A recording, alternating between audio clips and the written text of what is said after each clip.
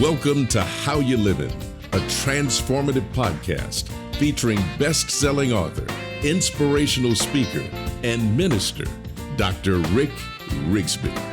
And now, Dr. Rick.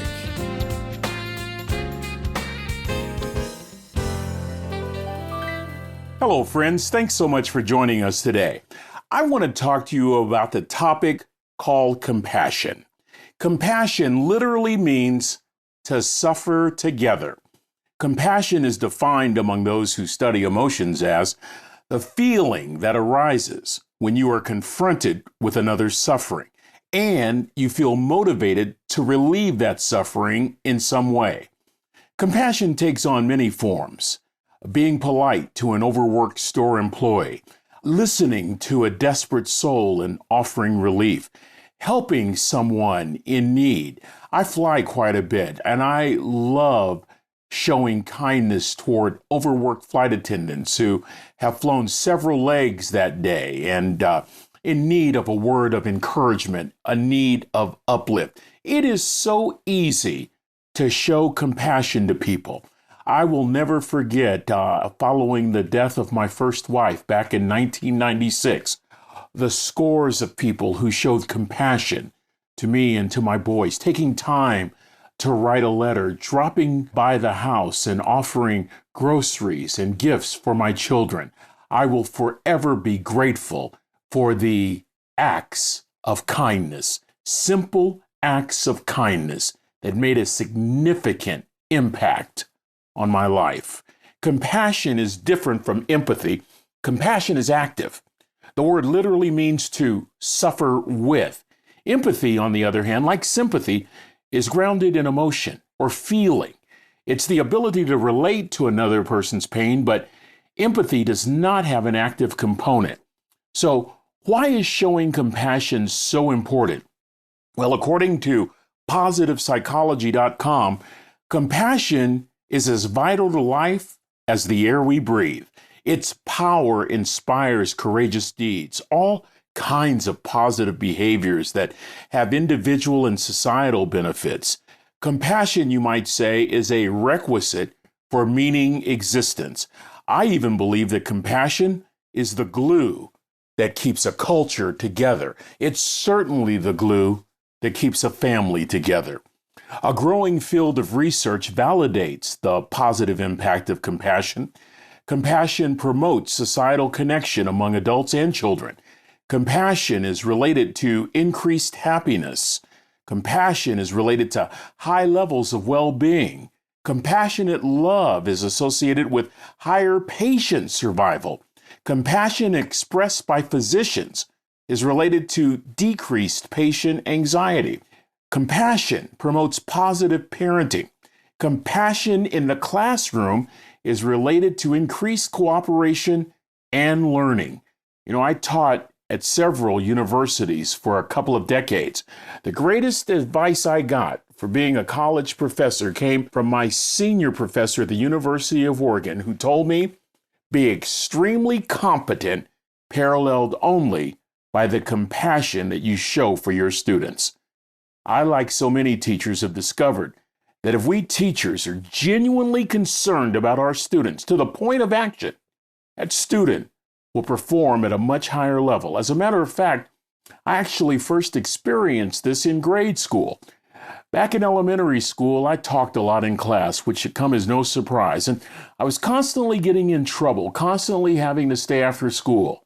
Well, back in the 1960s, staying after school meant one thing. You had to go up to the chalkboard and you would write your offense on the chalkboard over and over and over. For me, it was, I will not talk in class. But I remember one particular day where a teacher showed compassion. She began our after-school session by saying, Ricky, it is obvious that you have a gift, and I'm going to teach you when it's appropriate to exercise that gift. And then this teacher did one of the most compassionate things that a teacher had ever done. She handed me a book and said, read the first chapter and you can go home. That book was authored by a person who would become a hero in my life, a person by the name of Beverly Cleary, who went on to write so many children's books. Well, This first book that teacher handed me on that particular day was titled Henry Huggins, her first. It was published in 1950.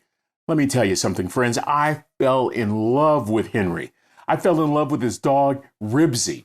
I fell in love with Beezus and Ramona, Henry's friends. Here's the bottom line. That teacher did not judge me as being a troublemaker. That teacher looked past problems and saw potential. That teacher didn't judge. She influenced me. She influenced me by showing me compassion.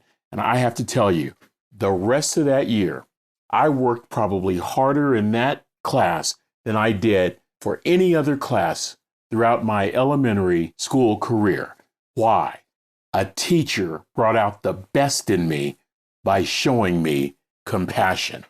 You know, I recall preaching a sermon on a passage in the book of Matthew, probably, a year or so ago. And it was just a sermon that really looked at compassion from a biblical point of view. And I believe that the greatest model of compassion was Jesus. But that doesn't mean that there haven't been other models of compassion. If we look all throughout the history of the United States, we will see examples of passion. In fact, if we look all throughout the world, we will see examples of passion. Can you imagine a world without Mother Teresa? Can you imagine a world without Martin Luther King Jr., or a world without Nelson Mandela, or even a world without children's television personality Fred Rogers?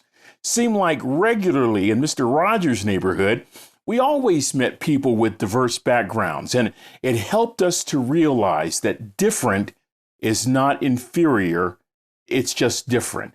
And I believe that was probably what was underscoring my message when I preached this sermon about the compassion of Christ about a year ago. Here's the background. After preaching his famous Sermon on the Mount, Jesus traveled all throughout the hamlets and villages and towns, preaching the gospel and healing the sick and the diseased. At one point, as the crowds grew, Jesus stood at the pinnacle of a small hill in Galilee. Surveying the landscape, he saw thousands of togas representing the sick, the hurting. Matthew chapter 9 recorded the scene, and the apostle stated, seeing the multitudes, Jesus felt compassion for them. One commentary stated that Jesus' reaction to the hurting people caused his eyes to gush like fountains, caused his heart to nearly burst with sorrow. Jesus' emotions were so deep, he was affected internally. His organs, according to one commentator, his organs were agitated. The word that evangelists came up with to describe what Jesus felt is a long Latin word, ex intimis visceribus. Ex intimis visceribus. Now, fortunately, throughout the years, this Latin phrase was shortened to the word viscera. From viscera, we get the English word visceral. Jesus had a visceral reaction based on what he saw. When we have a visceral reaction, we're compelled to action. We're challenged to do something. This is what is meant by compassion. Now, we know the benefits of compassion. The fact that compassion enhances relationships, creates stronger bonds, motivates us to help others. So why not show compassion in all areas of life, like politics, like the workplace? I can hear some of you snickering right now saying, wait a minute, that's a bit risky. Well, let me share with you a story that just may challenge that paradigm. Recently, I read a fascinating article in the Wall Street Journal about a professor who dedicated her professional work to the study of compassion. Her name, Dr. Sigal Barsade. Dr. Barsade, a professor of management at the Wharton Business School at the University of Pennsylvania. She's described as a scientist, a scholar, a teacher, and a global expert in the area of human emotions. The article revealed how Dr. Barsade urged bosses in the workplace to think more deeply about emotions, including love swirling around the workplace. The professor argued that we should not suppress or ignore emotions at work, but catch those emotions from one another. She called this phenomenon emotional contagion, catching emotions, similar to like catching a virus. She stated that bosses cannot prevent emotional contagion, but rather they can encourage positive emotions while dealing with job-related problems. Dr. Barsaid said organizations who practice compassionate love, for example, organizations that care about colleagues and enjoy the company of colleagues and take care of colleagues, practice compassionate love. These organizations reflect the highest degree of health. The professor often cited Dallas-based Southwest Airlines as an example, arguing that little acts of kindness and support can add up to create a powerful emotional culture characterized by caring and compassion. Here's the bottom line. Compassion drives healthy emotional cultures. You see, I believe, friends, that it's not just cultures that compassion touches. It touches us individually in ways that compel us to want to do something. But when we look at healthy cultures, what we see is that a culture that includes compassion, you'll see the employees have increased performances. Their satisfaction levels are much higher. They're willing to engage in teamwork. So just imagine what that component of compassion is doing for us individually. I love the work of Dr. Barsaid, and I'm sad to report that this amazingly gifted, award-winning professor passed away from a brain tumor in February of 2022 at the age of 56.